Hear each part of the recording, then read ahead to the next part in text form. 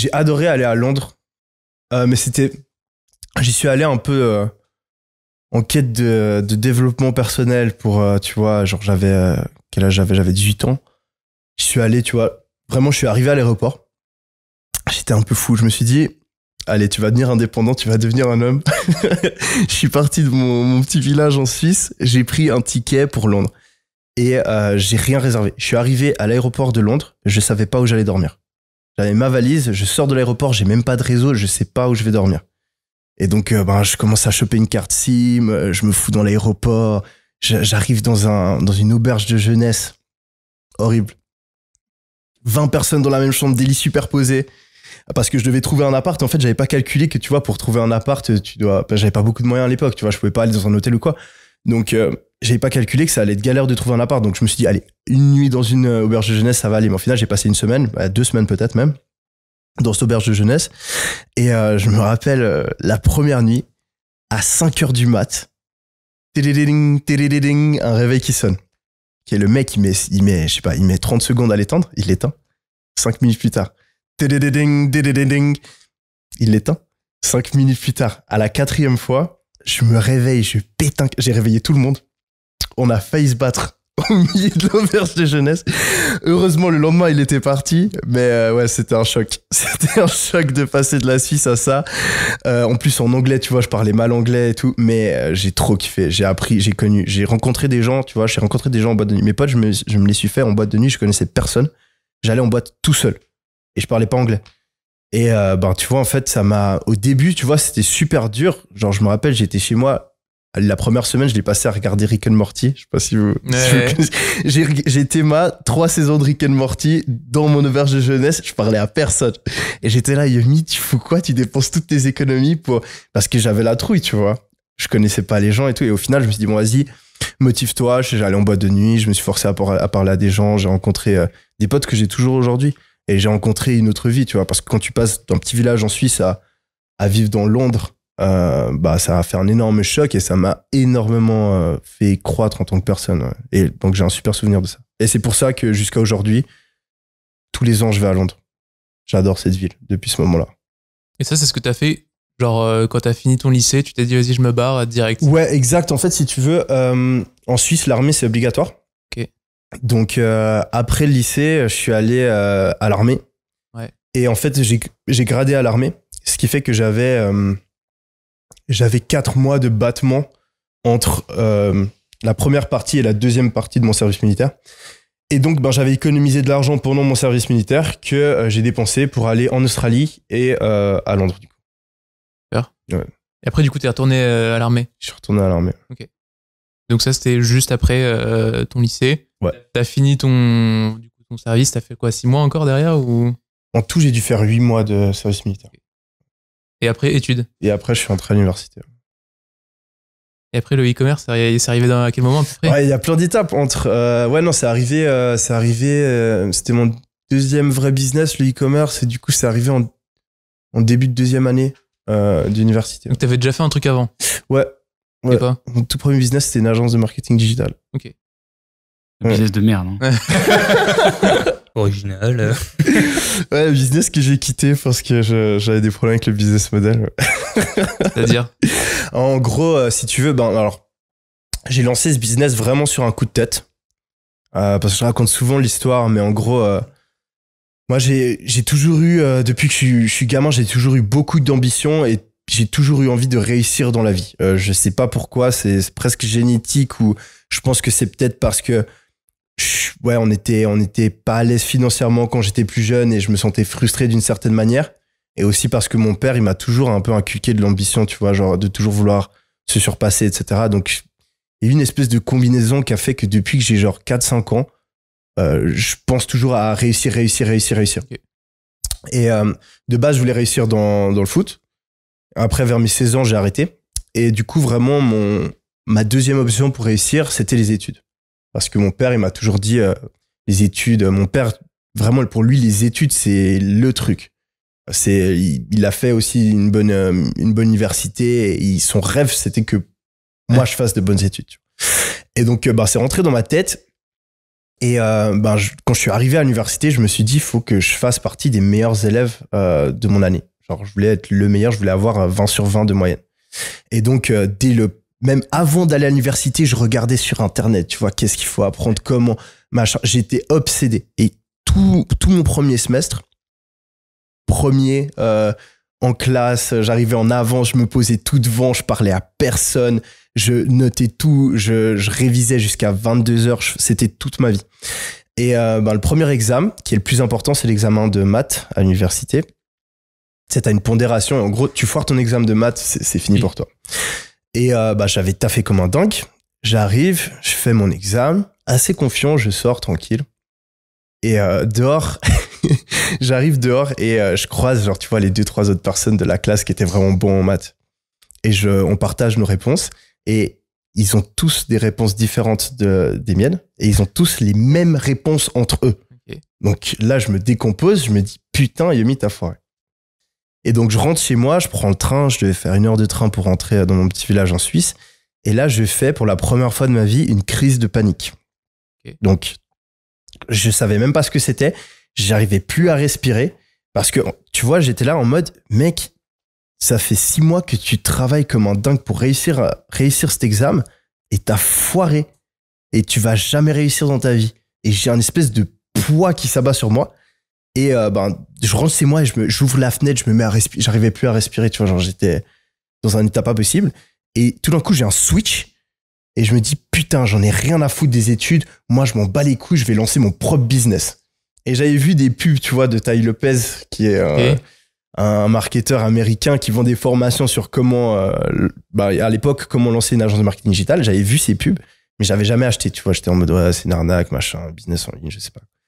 Et là, je pète un câble, je prends la carte de crédit de ma mère, j'étais tout seul chez moi, je cherche dans les tiroirs, je trouve la carte de crédit de ma mère, j'achète la formation, je dépense 1000 balles. Bien sûr, j'avais 1000 balles, donc je rembourse ma mère par virement bancaire, tu vois, le jour même. Fait ça clean, mais j'avais pas de carte de crédit, tu vois, donc j'ai dû prendre sa carte. Et voilà, j'ai dépensé 1000 balles pour une formation sur comment lancer une agence de marketing digital. Et par la force des choses, je suis obligé de lancer mon business pour assumer la décision que j'ai prise sur un coup de tête, tu vois, en rentrant de mon examen. Et après, par la suite, je finis mes examens et après, je lance mon agence de marketing digital et c'est là que j'ai eu mon premier succès dans le business. Okay. Elle était quelle la formation? Non, pas ouf. Okay. Vraiment pas ouf. C'est là que c'est un moment, la formation de Tai Lopez, c'était vraiment, c'est bordélique. Ouais, ultra bordélique. Si tu veux, moi, j'ai dû regarder 10% de la formation. Mais tu vois, ça m'a donné le coup de boost. La commit, ouais.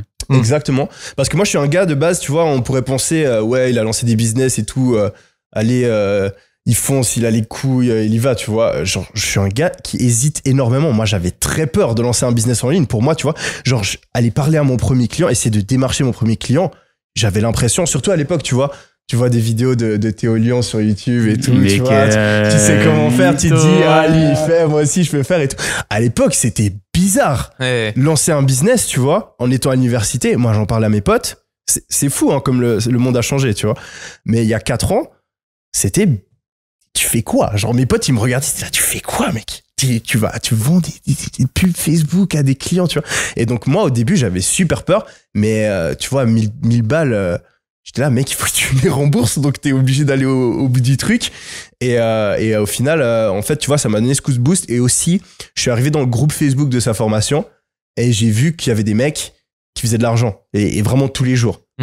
Et moi, j'ai un petit côté compétitif en moi où je me suis dit, tu vois, je voyais des mecs, vraiment, tu vois, c'était pas des lumières. Les mecs, ils écrivent, je suis désolé, tu vois, les gars, ils écrivaient, machin, j'ai vendu mon client, tu vois, et tu voyais que le mec, il faisait il parlait mal, tu vois, il expliquait mal son service, il faisait n'importe quoi, et le mec, il faisait genre 10 000 balles par mois. Moi, j'étais, attends, lui, il fait 10 000 balles par mois, alors t'inquiète que je vais les faire, les 10 000. Ouais. Et en fait, juste cette motivation, cet environnement, ça m'a permis de me lancer dans le business, et vraiment, mais je suis tellement heureux d'avoir pris cette décision, parce que si ça se trouve, me connaissant, tu vois, si je l'avais pas fait à ce moment-là, parce qu'au final, mon examen, je l'ai réussi. Je l'ai demandé, ouais. Voilà. Au final, mon examen, tu vois, j'ai eu 6 sur 6, j'ai eu 20 sur 20, tu vois, c'était les autres qui avaient fait faux. Et ouais, si je l'avais pas fait, si ça se trouve, aujourd'hui, tu vois, alors là, j'ai 26 ans, si ça se trouve, j'aurais fini mon master universitaire juste maintenant. Et je serais juste en train d'entrer dans la vie active. C'est un truc de fou. Ça te fait flipper Ça parfois se joue, tu vois. d'y repenser? Ouais, non, c'est dingue. C'est ouf de se dire. Et c'est pour ça, tu vois, les gens qui disent que dans la vie, il n'y a pas de chance ou quoi. Tu vois, moi, je suis convaincu que j'ai tout ce qu'il faut pour réussir et j'ai la détermination, j'ai plusieurs choses qui sont importantes pour réussir dans la vie ou avoir un certain niveau de succès dans le business. Donc, je pense que j'aurais réussi à un moment ou à un autre. Mais tu vois, il suffit juste que tu te diriges dans un chemin par un petit hasard comme ça et tu t'enfermes dedans et tu sais jamais qu'en fait, tu as énormément de potentiel et que tu pourrais faire autre chose. Et donc, tu vois, de me dire que là, si ça se trouve, ouais, je pense que vraiment, il y a un deuxième monde, un univers parallèle où Yomi, il a juste fini ses études, tu vois. Et il a 26 ans et il se lance à peine, tu vois. C'est ouf. Tout comme j'aurais pu me lancer 3 ans plus tôt. Parce que je suis passé à ça de lancer un business en ligne quand j'avais 16 piges. Et je l'ai pas fait parce que j'avais peur, tu vois. Et je me dis, si j'avais lancé mon business à 16 piges, peut-être qu'il y a un Yomi qui a 100, 200, 500 millions, tu vois, à 26 ans, tu vois, on sait pas. Mais bon, tu vois. Dans ton histoire, en fait, on comprend que t'es un mec hardcore. C'est-à-dire, soit t'es 0, soit t'es 1. Ouais. Mais il y a rarement de trucs entre les deux, même dans la façon dont t'organises ta vie, ce qu'on comprend dans tes vidéos YouTube, etc. Ouais. C'est que tout est millimétré. T'es genre une machine de performance, tu vois. Ouais. Bah, je pense que c'est lié à plusieurs choses. Premièrement, à l'expérience que j'ai eue dans le foot quand j'étais jeune, où bah, je pense qu'il y a cet aspect un peu détermination, compétition que j'ai toujours eu depuis que je suis très jeune. Et après, bah, en fait, je l'ai mis dans le foot de base. Donc moi, de mes 4 ans à mes 16 ans, je m'entraînais tous les jours. Genre, j'avais 8 ans, je prenais des plots, j'allais m'entraîner tout seul. Genre, j'allais jongler pendant des heures et des heures et des heures. Je regardais, il y avait un truc qui s'appelait Nike Training ou je sais plus quoi. J'allais regarder des entraînements sur le site de Nike pour s'améliorer au foot, tu vois, quand j'avais 11 ans. Donc, et j'allais me coucher à 8 heures, tu vois. Mes parents, jamais ils devaient me dire, va te coucher, tu vois. J'allais me coucher à 8 heures pour avoir assez de sommeil et tout. Et donc, en fait, je pense que j'ai eu cette espèce de discipline que je me suis forcé à avoir à cause du foot en étant très jeune, qui, en fait, a été, qui est resté en moi à partir de ce moment-là. Puis après, j'ai fait l'armée aussi, etc. Donc, ça a renforcé tout ça, tu vois. Il n'y a pas des moments où t'exploses. Ben, c'est ce que je te dis, tu vois, faut être, moi j'ai un extrême dans les deux, donc j'ai un extrême. Non, mais je vois, t'as un extrême travail, extrême vacances, mais est-ce qu'il y a parfois où genre ton extrême travail il explose, genre t'es plus du tout structuré, t'arrives plus à te concentrer, genre en t'étant imposé une telle discipline?